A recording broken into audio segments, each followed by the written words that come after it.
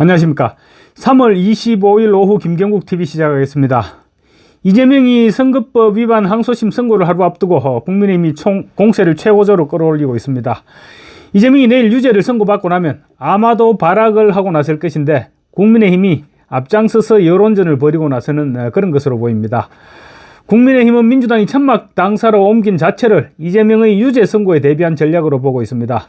천막 당사 얘기가 나왔을 때 제가 말씀드렸던 부분인데, 천막 당사는 윤석열 대통령의 탄핵 촉구가 목적이 아니라 이재명의 유죄 선고 이후 당내 비명계들의 반발을 막기 위해 비상사태를 선포했다는 것입니다. 국민의힘 권성동 원내대표는 오늘 원내대책회의에서 민주당이 국회를 박차고 나가서 천막 당사를 설치한 이유는 헌법재판소의 대통령 탄핵 심판 때문이 아니라 이재명 대표의 선거법 위반 사건 항소심 판결이 있기 때문이라고 주장했습니다.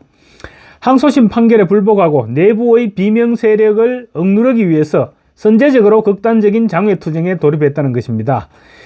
이재명이 사실 배지를 달고 국민 세금으로 꼬박꼬박 매달 세비를 받고 있기는 하지만 이재명이 무슨 법안을 발의했다 이런 소리는 별로 들어보지 못하셨을 것입니다. 그래서 국민의힘에서 찾아보니까 22대 국회 들어서 법안 발의 건수가 고작 3건이었다고 합니다. 반면 탄핵안은 30건을 발의했는데 민심에는 1도 관심 없는 이재명이 탄핵안은 단 한 건도 빠짐없이 꼬박꼬박 공동 발의를 하고 있는 것입니다.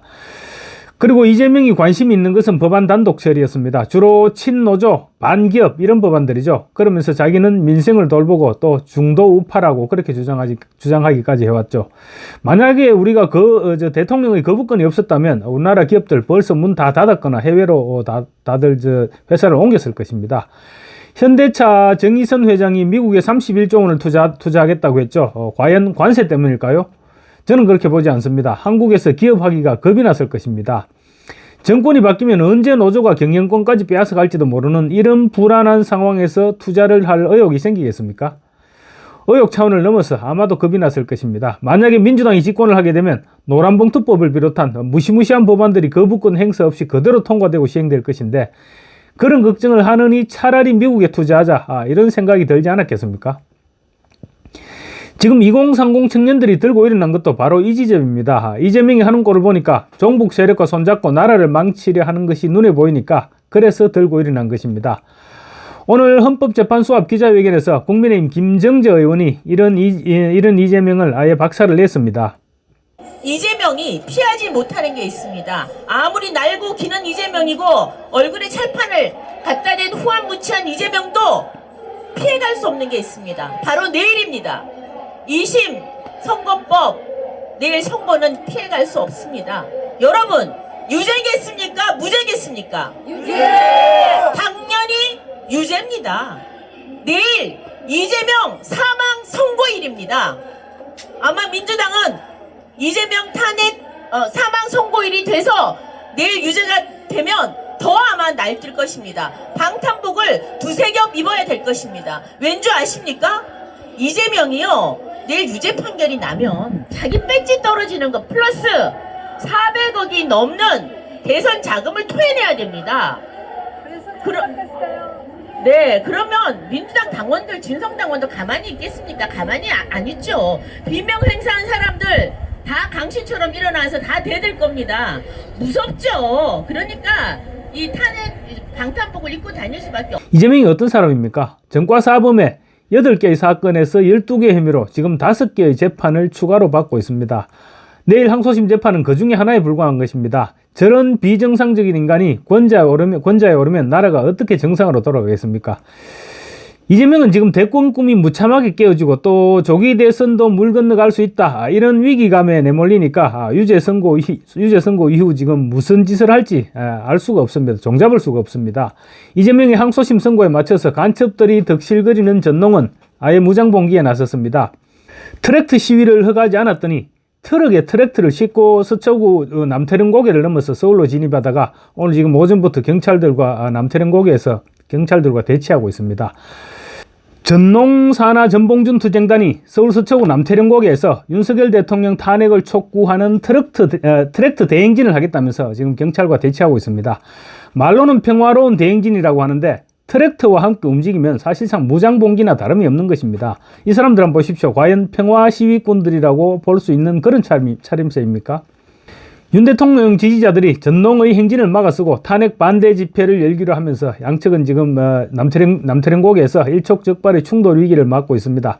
아차하면 이재명이 말한 물리적인 내전이 벌어지는 것입니다.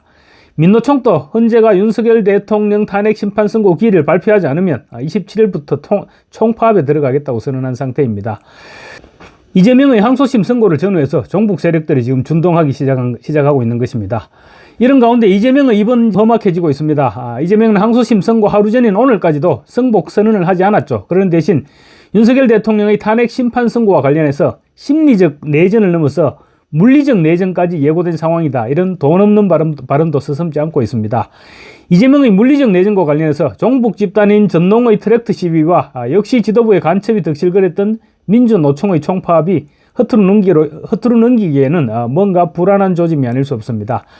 이재명은 급기야 이승만의 제주도 계엄 사태 때 남자 청장년뿐 아니라 부녀자, 갓난아이, 심지어 임산부까지 무작위로 학살했다.